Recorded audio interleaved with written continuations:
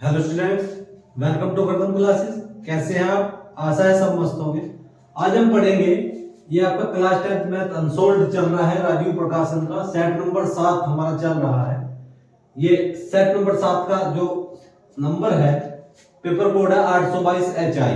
इस सेट के हम 2 क्वेश्चन आपको करा चुके हैं। आज हम क्वेश्चन नंबर 3 से इसको स्टार्ट करेंगे। क्वेश्चन नंबर 3 में क्या है? यूक्लिड विभाजन एल्गोरिथम के प्रयोग से 272 और 1032 का महत्तम समापवर्तक ज्ञात कीजिए। देखिए, इसका महत्तम समापवर्तक हम किस तरह से ज्ञात करेंगे। देखिए, हम लगाएंगे यूक्लिड विभाजन एल्गोरिथम से। देखेंगे यूक्लिड विभाजन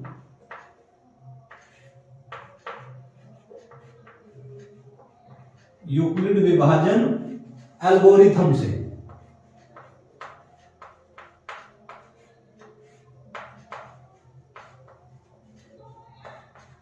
यूक्लिड विभाजन एल्गोरिथम से, ठीक है।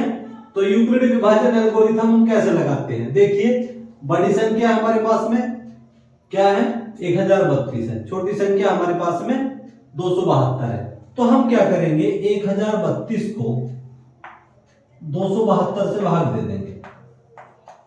272 से भाग दे देंगे। तो यूक्लिड विभाजन एल्गोरिथम इस तरह करेंगे। यूक्लिड विभाजन एल्गोरिथम जो होता है वो होता है, फॉर्मूला मैं आपको बता रहा हूं, भाज्य बराबर भाजक गुणा भागफल प्लस शेषफल। ठीक है। तो 272 से मैं इसको भाग दूंगा तो आप 3 बार इसको चलाएंगे। देखिए 3, 272 की 3 बार आप गुणा करेंगे तो ये हो जाएगा 2 3 6 और 27 81, तो 816 हो जाएगा। कितना हो जाएगा? 816। अब 12 में से 6 घटा दिया, हो गए 6। अब यहाँ बचे 2, 2 में से 1 घटा दिया 1। अब यहाँ होगी कितने? 10, 10 में से 8 घटा दिया, होगा 2। तो यूक्लिड विभाजन एल्गोरिथम में हम एक फॉर्मूला लगाते हैं। लगाइए, भाज्य बराबर भाजक गुणा भागफल। भाज्य बराबर भाजक गुणा भागफल प्लस शेषफल।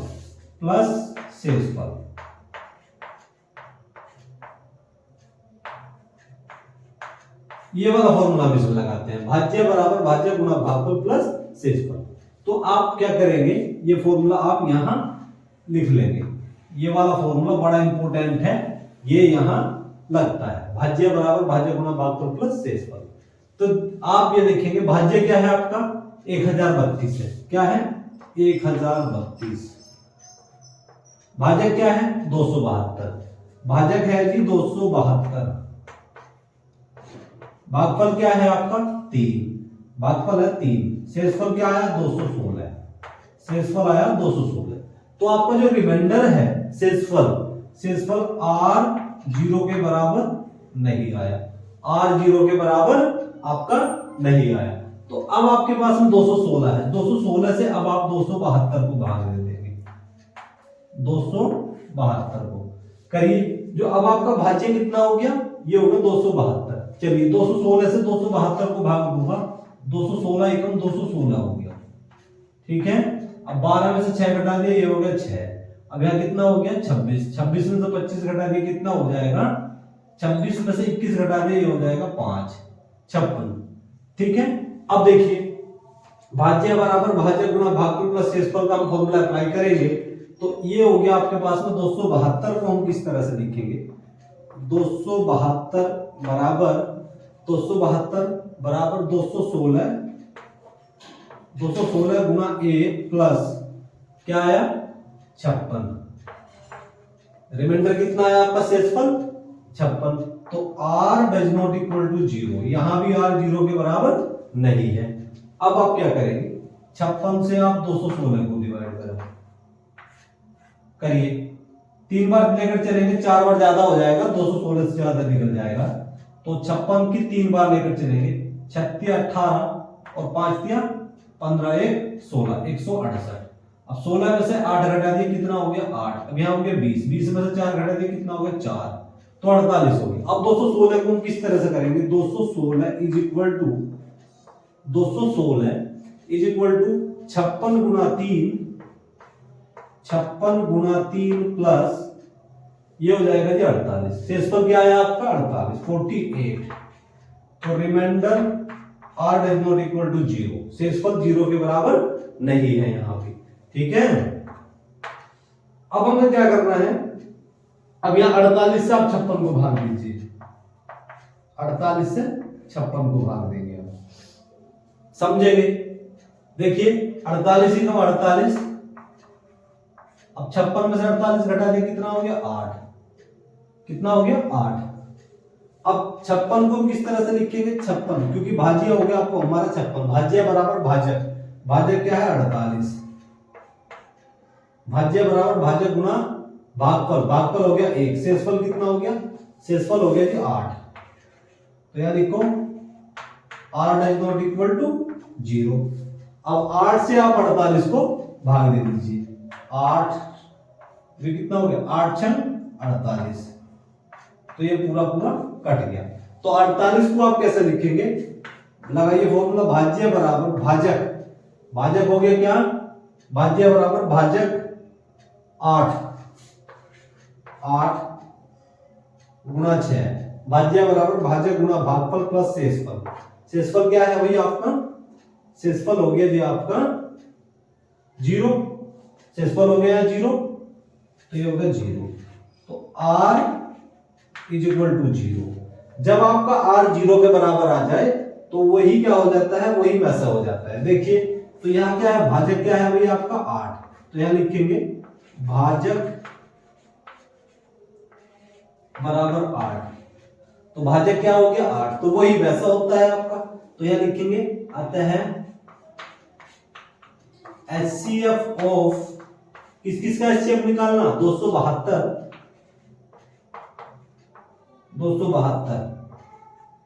और 1032, 272 और 1032 का HCF कितना हो गया जी 8, ये इसका आंसर हो जाएगा, ठीक है। इस तरह करेंगे। अब हम थ्योरी का ख पॉइंट देखेंगे, कह रहा k के किस मान के लिए समीकरण 2x² माइनस के x माइनस 1 बराबर 0 के मूल बराबर हो।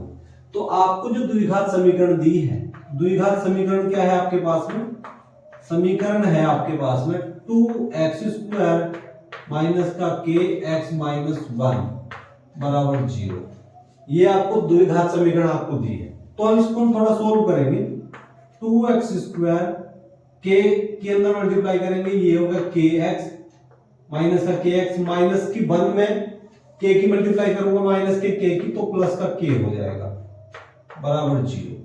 आप इसकी कंपेयर करेंगे, देखिए समीकरण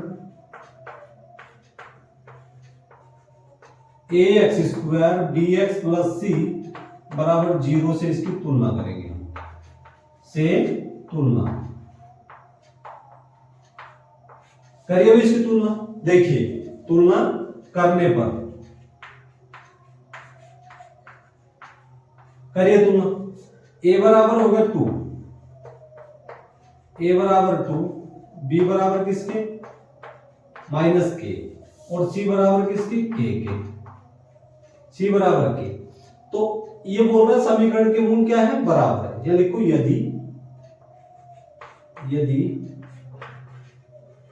द्विघात समीकरण के मूल, यदि द्विघात समीकरण के मूल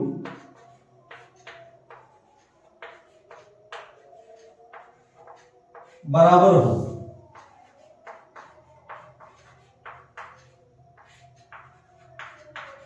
तब यदि द्विघात समीकरण के मूल बराबर हो तो क्या करते हैं, फॉर्मूला हम लगाते हैं b² माइनस 4ac बराबर 0, b² माइनस 4ac बराबर 0, b का मान क्या है माइनस k का स्क्वायर 4 गुना ये होगा 2 और c का मतलब हो गया k बराबर हो गया 0। तो माइनस k का स्क्वायर क्या हो गया, k का स्क्वायर, ये कितना हो गया 4 दूनी 8k बराबर किसके 0, ठीक है।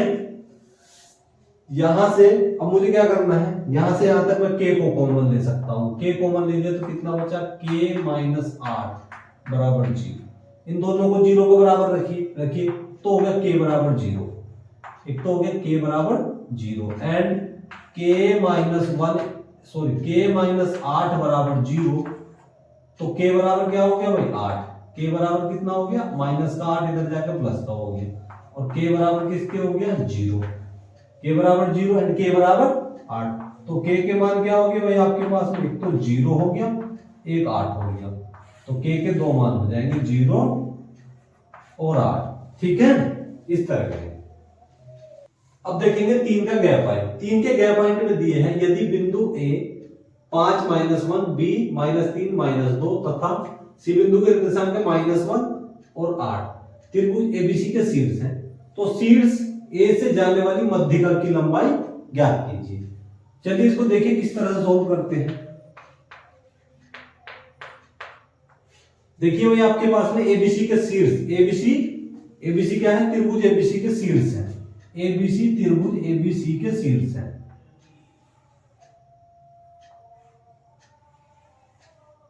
ये हो गया भाई, एबीसी क्या है, त्रिभुज एबीसी के शीर्ष है। देखिए ए बिंदु के निर्देशांक क्या है भाई, 5 और -1, 5 और -1। बी बिंदु के निर्देशांक क्या है, -3 और -2, और सी बिंदु के निर्देशांक है जी आपके -1 और 8, -1 और 8। अब ए से वो कह रहा, तो शीर्ष ए से जाने वाली मध्यिका की लंबाई, शीर्ष ए से जाने वाली मध्यिका की लंबाई, शीर्ष ए से मध्यिका, शीर्ष ए से बीसी पर लंब डाल दिया डी। ठीक है, तो अब हमें क्या करना है, एडी की डिस्टेंस हमें निकालनी है, तो हमें डी बिंदु के निर्देशांक निकालने हैं। तो हम क्या करेंगे, डी बिंदु के निर्देशांक निकालने के लिए तो हम फॉर्मूला लगा देंगे बी और सी के मध्य बिंदु के निर्देशांक का फॉर्मूला। तो लिखेंगे, या लिखिए बिंदु बी के निर्देशांक, बिंदु डी के निर्देशांक, बिंदु डी के निर्देशांक हम यहां निकाल रहे हैं। तो बिंदु डी के निर्देशांक कैसे निकालेंगे, देखिए इसको मैं मान लूंगा x1, इसको मान लूंगा y1, इसको मान लूंगा x2, इसको मान लूंगा y2। तो मैं क्या करूंगा, x1 प्लस x2 इन दोनों को जोड़ दूंगा, -3 और -1/2। ठीक है, और y1 प्लस y2, -2 और प्लस y2 8/2। अब आप समझेंगे, -3 -1 माइनस का 4, माइनस के 4 को 2 से डिवाइड करूंगा, -2। अब 8 में से 2 घटा दिया, कितना हो गया 6, 6 को काटूंगा 2 से तो 3 हो जाएगा, -2 और 3। तो डी बिंदु के निर्देशांक हो गए जी -2 और 3। अब हमें मध्यिका एडी की लंबाई निकालनी है। क्या निकालनी है, मध्यिका एडी की। तो रखेंगे मध्यिका एडी की लंबाई, एडी की लंबाई। अब दो बिंदुओं के बीच की दूरी का फॉर्मूला होता है √x1 - x2 का होल स्क्वायर।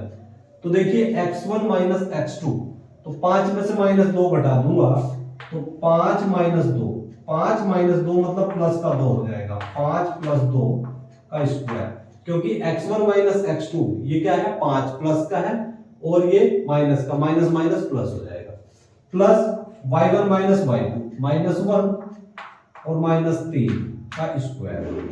ठीक है, अब समझेंगे, 5 और 2 कितना होगा, 7, 7 का स्क्वायर, -3 और -1 और -3 -4 का स्क्वायर, -4 का स्क्वायर।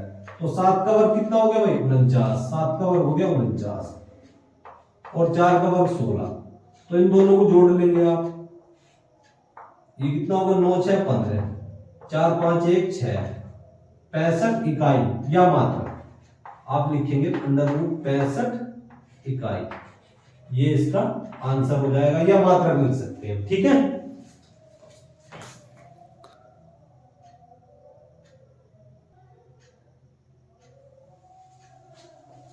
अब हम 3 का गैप पॉइंट देखेंगे। 3 का गैप पॉइंट दिया है, मान ज्ञात कीजिए, 5 cos square 60 plus 4 sec square 30 minus tan square 45 plus cos square 90। इसका मान हमें ज्ञात करना है। देखिए किस तरह से हम इसका मान ज्ञात करेंगे। वैल्यू क्या है, 5 cos square 60, 5 cos square 60 plus 4 sec square 30 minus का tan square 45 tan square 45 plus cos square 90, cos square 90। अब ये बताएंगे cos 60 का मान कितना होता है जी, cos 60 का मान होता है 1/2 का स्क्वायर। अब समझेंगे cos 30 का मान होता है √3/2 और sec 30 का मान हो जाएगा उसका उल्टा 2/√3, 2/√3, ठीक है, का स्क्वायर। tan 45 का मान होता है 1 का स्क्वायर 1, tan 45 का मान 1 तो 1 का स्क्वायर, और cos 90 का मान होता है 0 तो 0 का स्क्वायर, ठीक है। चलिए अब ये हो गया 5, 1 का वर्ग 1, 2 का वर्ग 4 तो 5/4 प्लस 4, 2 का वर्ग कितना होगा 4 और √3 का वर्ग कितना होगा 3 और ये कितना होगा -1 का वर्ग 1, ठीक है। समझो ये कितना हो गया 5 एकम 5, 5/4, 5/4 प्लस 4 चौक 16, 16/3 -1।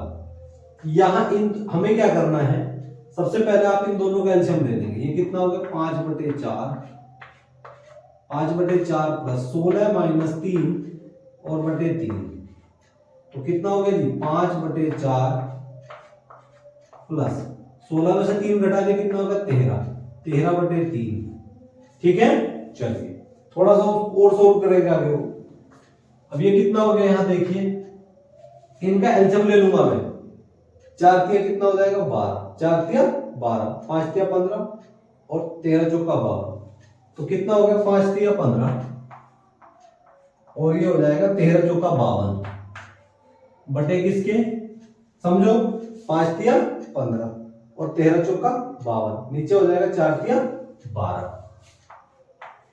4 तिया 12 तो 5 और 2 7, 5 और 1 6 तो 67/12, 67/12 ये इसका आंसर हो जाएगा।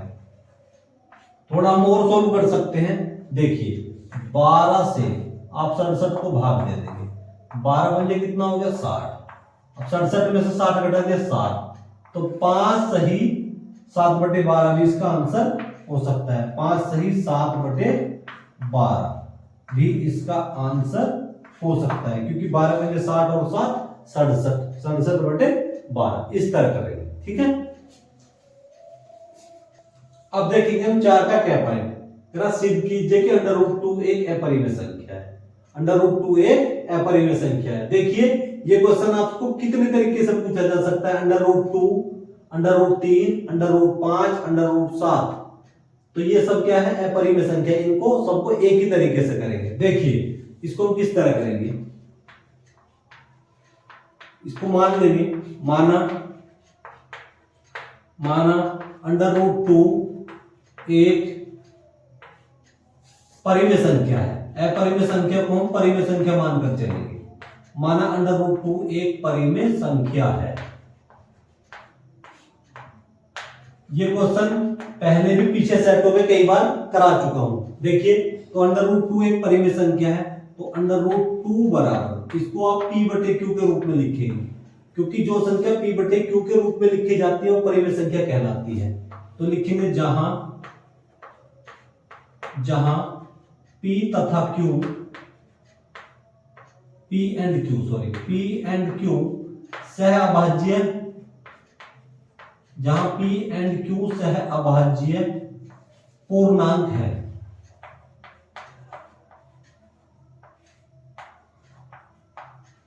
तथा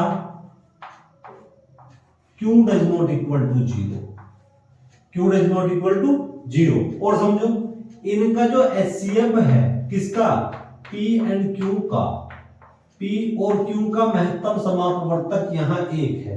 क्या है, 1 है। तो अब आप बहुत ध्यान से देखेंगे, इंप्लाइज दैट, तो √2 बराबर, मतलब इसका आप दोनों पक्षों का वर्ग कर देंगे। क्या करेंगे, आप लिखेंगे दोनों पक्षों का वर्ग करने पर, दोनों पक्षों का वर्ग करने पर, दोनों पक्षों का वर्ग करने पर, वर्ग करिए भाई इसका, तो √2 का वर्ग कितना हो गया 2, इसका हो गया p, तो p² / q², ठीक है, इसकी से मल्टीप्लाई करिए, ये कितना हो गया, तो 2q² is equal to P square, या हम इसको लिख सकते हैं P square is equal to 2q², P square is equal to 2q²। तो लिखेंगे पी स्क्वायर, यहां लिखिए, यानी कि चूंकि पी स्क्वायर 2 से विभाजित है, पी स्क्वायर 2 से विभाजित है, इसको आप समीकरण नंबर 1 मान लेंगे, पी स्क्वायर बराबर 2q²। तो पी स्क्वायर 2 से विभाजित है, जब पी स्क्वायर 2 से विभाजित है तो पी भी, इसलिए पी भी 2 से विभाजित होगा, पी भी 2 से विभाजित होगा। ठीक है, अब आप देखेंगे दोबारा, आप क्या करेंगे, P बराबर आप कुछ रख लेंगे, P बराबर 2c, मतलब P बराबर 2r रख लेंगे, या लिखो पुनः P बराबर 2r रखने पर, P बराबर 2r रखने पर, चलिए P बराबर 2r हमने यहां रख दिया, तो रखेंगे, तो P के स्थान पे मैंने रख दिया 2r का स्क्वायर इज इक्वल टू किसके, 2q², तो इंप्लाइज दैट 2 का स्क्वायर कितना हो जाएगा, 4 इज इक्वल टू 2q²। मैं क्या करूंगा, दोनों पक्षों में 2 से भाग दे दूंगा, दोनों पक्षों में 2 से भाग दे दिया, तो इंप्लाइज दैट ये हो गया 2r² is equal to q²। ठीक है, 2 से भाग देने पे ये आपकी समीकरण, या इंप्लाइज दैट हम इसको इस तरह भी लिख सकते हैं, q² is equal to 2r², q² बराबर 2r², ये हो जाएगी समीकरण सेकंड। तो यहां लिखेंगे, यहां लिखिए, इसलिए सॉरी, क्योंकि q² यानी कि 2 से विभाजित है, q² 2 से विभाजित है, तब इसलिए Q भी 2 से विभाजित होगा, Q भी 2 से विभाजित होगा, Q भी 2 से विभाजित होगा, समझिए। अब ये देखिए P² का मान बहुत ध्यान से देखेंगे, P² बराबर है जी 2q², P² बराबर है 2q² और q² बराबर है 2r²। ठीक है, समझेंगे, ये बात आपको समझाने के लिए बता रहा हूं।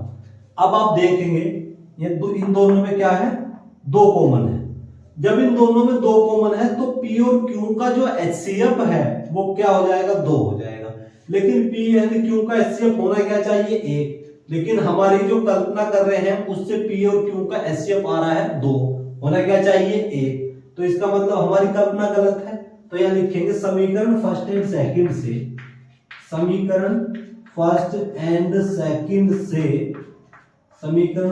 सेकंड से, यानी को P एंड Q का HCF क्या है भाई, HCF 2 है, जो कि 1 होना चाहिए, जो कि 1 होना चाहिए। तो यहां लिखो, अतः हमने गलत परिकल्पना कर ली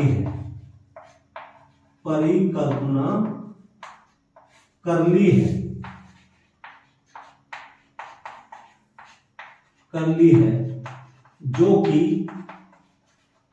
विरोधाभास प्रकट करता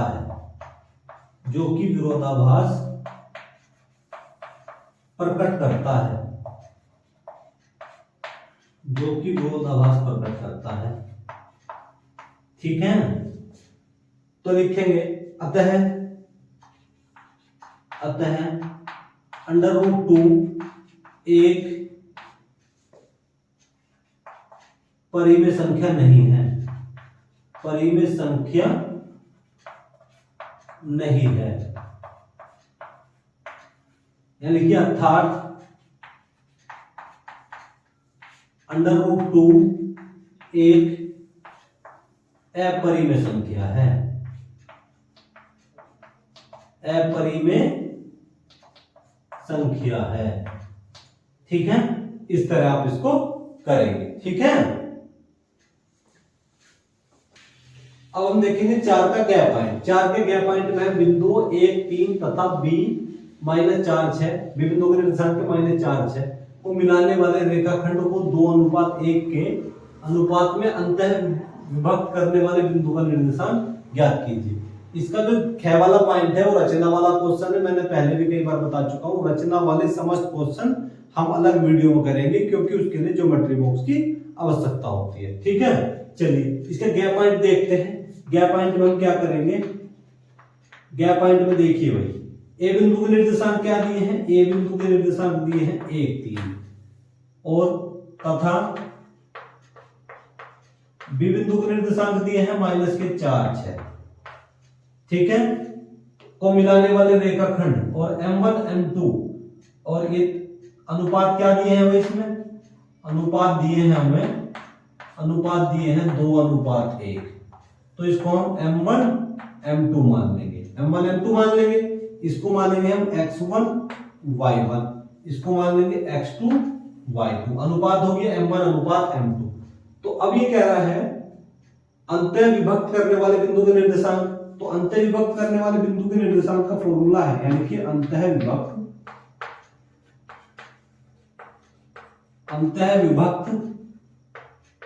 करने वाले, अंतः विभक्त करने वाले बिंदु के निर्देशांक, बिंदु के अंतः विभक्त करने वाले बिंदु के निर्देशांक का फॉर्मूला होता है क्या, m1 x2 m2 x1, m2 x1 upon में किसके m1 प्लस m2 और m1 y2 और m2 y1 अपोन में किसके m1 प्लस m2। ये होता है जी अंतः विभक्त करने वाले बिंदु के निर्देशांक, m1 x2 plus m2 x1 upon m1 plus m2, m1 y2 plus m2 y1 upon m1 plus m2।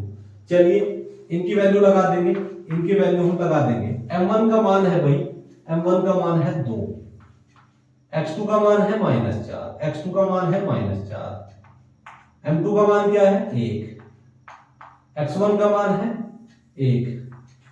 ठीक है, अपोन में किसके, अपोन में है जी m1 m2, m1 m2 क्या है, m1 का मान 2 है और m2 का मान है 1, m1 y2, m1 का मान है 2, y2 का मान है जी 6, y2 का मान कितना है 6, m2 y1, m2 है 1, y1 है 3, y1 कितना है 3, अपोन में किसके m1 प्लस m2 मतलब 2 प्लस 1। ठीक है, चलिए इसको थोड़ा सोल्व करते हैं। 4 दूनी 8 माइनस के 8 प्लस 1 की कम 1/3। ठीक है, और ये कितना हो गया 6 दूनी 12, 6 दूनी 12, 3 कम 3 और बटे 3।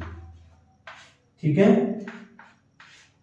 तो 1 में से 8 घटा दिया माइनस के 7, माइनस के 7/3, 12 और 3 कितना हो गया 15, तो 15/3।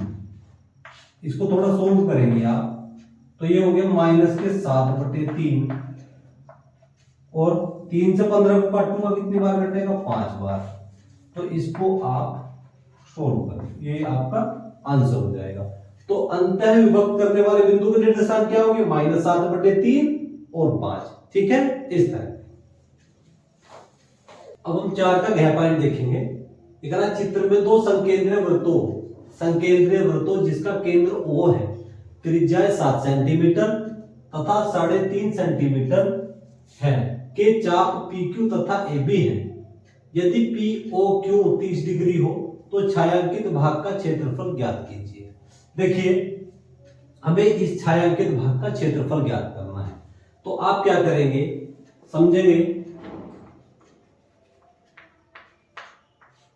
बहुत ध्यान से देखेंगे। ये दिया है त्रिज्या 7 सेंटीमीटर, इसकी त्रिज्या दी है 7 सेंटीमीटर दिया है, मतलब ओ क्यू पी ओ का क्षेत्रफल, ओ क्यू पी ओ, यानी देखिए चित्र से लिखिए त्रिज्या खंड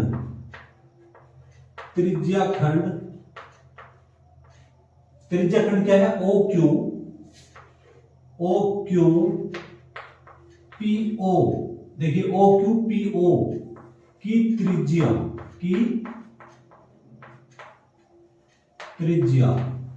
R1 बराबर कितनी है, 7 सेंटीमीटर है। R1 बराबर है जी 7 सेंटीमीटर। ठीक है, अब देखिए अब हमें क्या करना है, दूसरा दिया है ओ बी ए ओ की त्रिज्या। अब लिखिए त्रिज्या खंड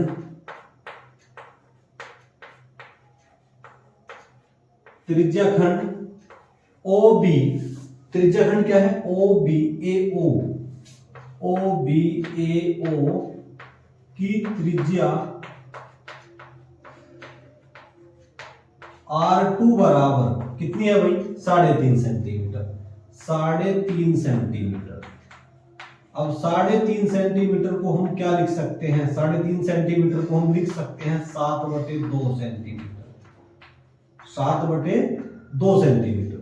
ठीक है, चलिए अब हमें निकालना है छायांकित भाग का क्षेत्रफल। तो सबसे पहले आप ये देख लीजिए, इसमें कोण, यदि कोण POQ दिया है, कोण POQ मतलब ये त्रिज्या कोण है, तो आप इसको यहां लिख लीजिए त्रिज्या कोण। त्रिज्या कोण क्या है भाई, त्रिज्या कोण थीटा बराबर 30 डिग्री। त्रिज्या कोण थीटा बराबर कितना हो गया, 30 डिग्री हो गया। ठीक है, त्रिज्या कोण थीटा बराबर 30 डिग्री। अब हमें निकालना है छायांकित भाग का क्षेत्रफल। तो छायांकित भाग का क्षेत्रफल लिखिए, छायांकित भाग का क्षेत्रफल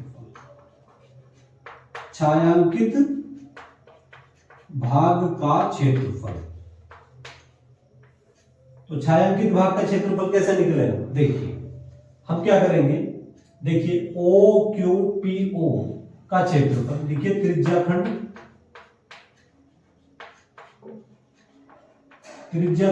ओ क्यू पी ओ का क्षेत्रफल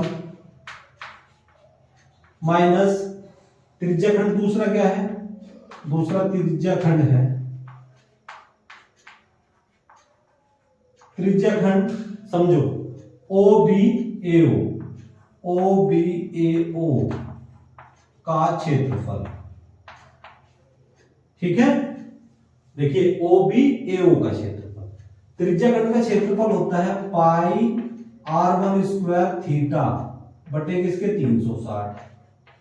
ठीक है, दूसरा हो जाएगा जी पाई R2 स्क्वायर थीटा बटे 360। ठीक है, चलिए यहां से पाई थीटा है, पाई थीटा बटे 360 मैंने कॉमन ले लिया, तो कितना बचा R1 square minus R2 square. चलिए पाई का मान कितना है जी 22/7, पाई का मान कितना है 22/7, नीचे कितना हो गया 360, नीचे हो गया 360 डिग्री। थीटा का मान कितना है, त्रिज्या कोण थीटा बराबर है 30 डिग्री। अब R1 स्क्वायर का मतलब हो गया जी आपका 7 का वर्ग, R1 स्क्वायर मतलब 7 का वर्ग, तो लिखिए 7 का वर्ग, 7 का वर्ग क्या हो जाएगा जी 49। R1 मतलब 7 का वर्ग 49, R2 7/2 का वर्ग मतलब 49/4। चलिए इसको थोड़ा सोल्व करेंगे, आप सोल्व कर लीजिए। इससे देखें, इससे मैं इसको कितनी बार काट सकता हूं, 12 बार में इसको कैंसिल कर सकता हूं। कितनी बार कैंसिल कर दिया, 12 या 36, 12 बार पूरा कट गया। ठीक है, और थोड़ा सोल्व करें इसको, 6 बार ये कट गया और 11 बार ये कट गया पूरा। ठीक है, तो ऊपर हो गया 11 और नीचे 7 गुना 6, 7 गुना 6 पूरा हो गया जी। ठीक है, 2 से काटा। अब इसको मैं थोड़ा सोल्व कर रहा हूं। ये हो गया एलसीएम कितना हो गया 4। अब 49 की 4 बार मल्टीप्लाई करो, 9 चौक 36, 4 चौक 16, 16 3 कितना हो गया 19, 196 माइनस 49, माइनस का 49। ठीक, चलिए इसको थोड़ा सा और आगे चलते हैं लेकर के। ये हो गया 11/7 गुणा 6। अब 196 में से 49 घटा दीजिए। देखिए 16 में से 9 घटा दूंगा, कितना बचेगा 7 बचेगा। अब यह कितना बचा 18, 18 में से 4 घटा दिया, ये बचेगा जी 18 में से 4 घटा 14, 147 नीचे हो गया 4। अब मुझे 147 से देखिए मैं इसको कितनी बार काट दूंगा, 7 दूनी 14, ये 21 बार कटेगा। पूरा पूरा कितनी बार कटेगा भाई 21 बार कटेगा। तो 14 गुणा 21 और बटे 6 गुणा 4, 6 गुणा 4। इसको थोड़ा और सोल्व कर लीजिए। ये कितनी बार कटेगा 7 बार, 7 बार ये कट गया 3 से, 2 बार ये कट गया। तो ये हो गया भाई कितना 11 सत्ते 77 और नीचे 4 दूनी 8। ये हो जाएगा g centimetre square, centimetre square, centimetre square. चाहे तो हम इसको थोड़ा और सोल्व कर सकते हैं, 8 से इसको भाग दे दीजिए। चलिए 8 से इसको भाग दे दें, 8 से 77 को भाग दे दें तो 8 निमा 72 हो गया, 8 निमा 72। तो हम क्या करेंगे 75 में से 72 घटा 77 में से 72 घटा देंगे, कितना हो जाएगा 5, दशमलव लगा करके 0 उतार लेंगे। 8 छंग हो जाएगा 48, 8 छंग 48।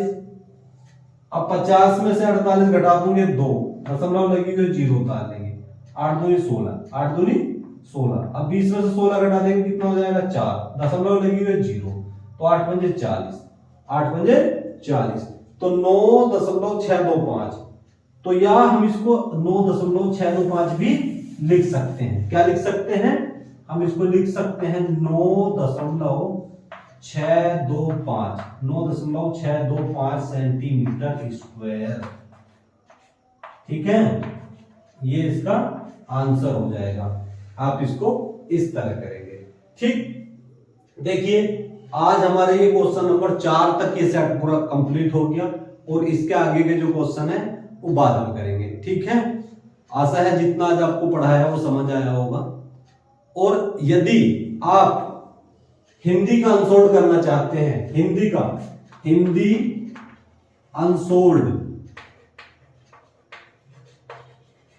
यदि आप हिंदी अनसोल्ड करना चाहते हैं तो आप शिवा क्लासेस पर हमारे एक टीचर हैं सुनील कुमार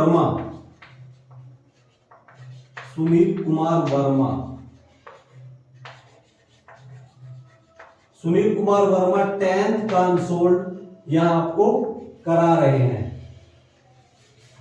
ठीक है, यहां 10th का अनसोल्ड करा रहे हैं शिवा क्लासेस पर। ठीक है, 10th क्लास की हिंदी आपको यहां कराई जा रही है। यदि आप हिंदी का अनसोल्ड करना चाहते हैं तो आप शिवा क्लासेस सुनील कुमार वर्मा आपको करा रहे हैं, आप कर सकते हैं। ठीक है, आशा है आज आपको जितना पढ़ाया वो समझ आया होगा। यदि आपको पढ़ाई में अच्छा लग रहा हो तो प्लीज चैनल को लाइक शेयर एंड सब्सक्राइब करें, ताकि हमारी आने वाली वीडियो का नोटिफिकेशन आपको मिलता रहे और आप अपनी अच्छे से बोर्ड एग्जाम की तैयारी करते रहे। अब हम आपसे मिलेंगे नेक्स्ट लेक्चर में, तब तक के लिए जय हिंद, जय भारत।